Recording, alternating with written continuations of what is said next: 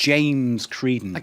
Now, Leicester City, before they set off on the Premiership campaign that they eventually won, were 5,000 to 1 against winning. Right. I imagine François Hollande is at longer odds of being re-elected, but today there was a hint he was actually relaunching his campaign to try to get another stint as president.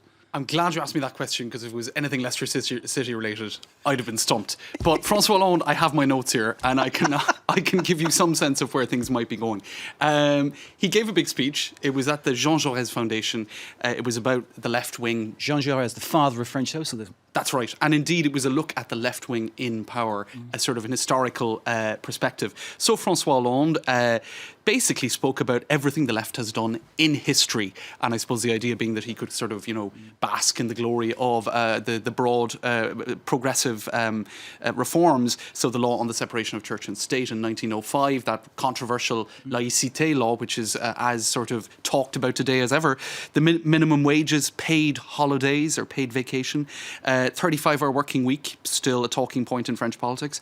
And so he spoke about all that, and he said, look, if you can draw a red line between all of these sort of left-wing governments in French history, you would see that it is the line of progress. In any case, you would expect François Hollande to say that, except his presidency has been criticised by some on the political left of not being left-wing enough and of being very business-friendly in some respects. So he was really talking up his 4-year presidency thus far.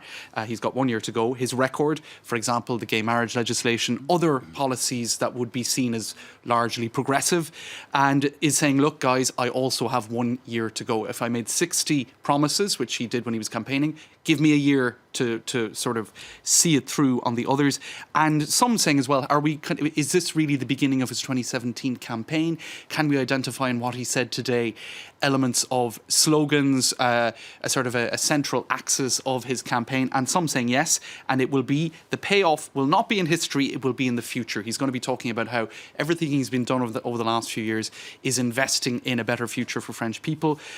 For example, this quote, I did not make an error in diagnosing that we first needed to address the economic situations before issues such as redistribution. In other words, policies that are seen as being business friendly, it's about getting the economy back up and running before looking at matters of redistribution or, tax issues or whatnot. And is that Charlotte Chaffinjon's comment? There's just a quote, little glitch there in the timing or something. Indeed, right. That's her little comment in There's brackets. always a witty rejoinder, isn't there?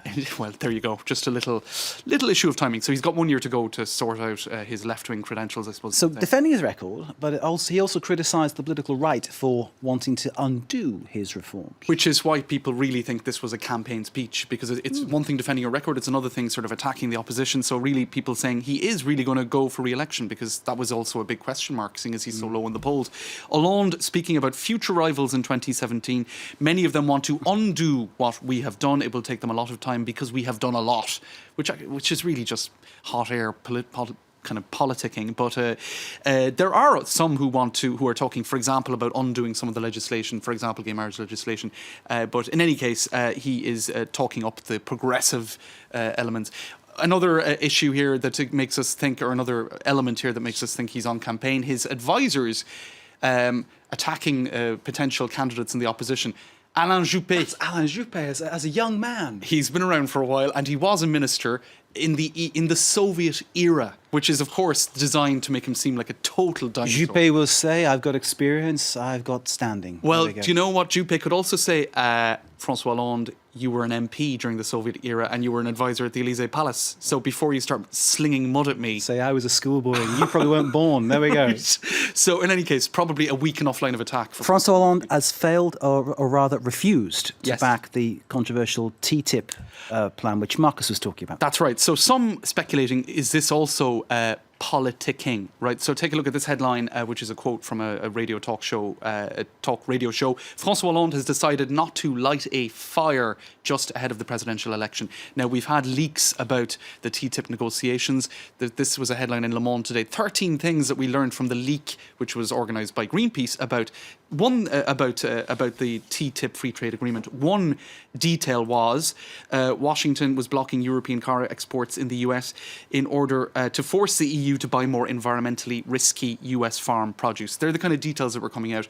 Left-wingers obviously would be unhappy about being viewed. I think everybody would be unhappy at being associated with that. We'd rather not eat risky food. But in any case, François Hollande was probably left with no choice, really, seeing as this is such an unpopular trade deal increasingly, but to say no to TTIP. Now, some saying, really, is he actually against this, or is it just about kicking the ball into touch ahead of a presidential election? We'll have to wait and see. He probably wants to avoid the ball into touch. It often comes back in. You've got another problem. Let's leave it there. James, thank you, as ever, very much.